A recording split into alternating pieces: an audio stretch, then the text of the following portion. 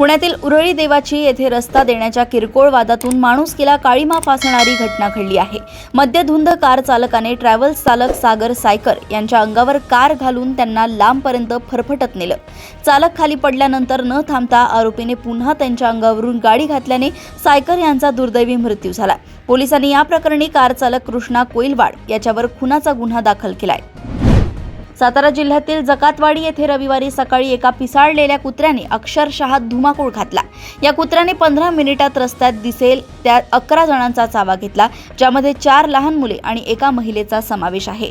कचरा डेपोमधील शिळ्या अन्नामुळे कुत्रे पिसाळत असल्याचा आरोप ग्रामस्थांनी केलाय। अखेर संतप्त तरुणांनी या कुत्र्याला शोधून यमसदनी धाडल्यानंतर गावाने सुटकेचा निश्वास टाकला।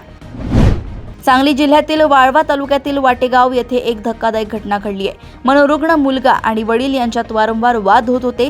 या त्रासाला कंटाळून संतापलेल्या पित्याने आपल्याच पोटच्या मुलाचा खून केला। पोलिसांनी या प्रकरणी संशयित पित्याला अटक केली असून परिसरात या घटनेने मोठी खळबळ उडाली आहे।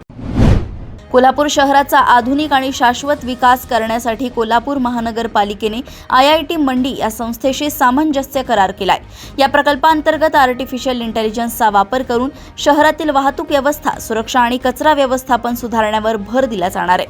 महापौर रुपाराणी निकम यांच्या संकल्पनेतून हा स्मार्ट प्रकल्प राबवण्यात येणार आहे।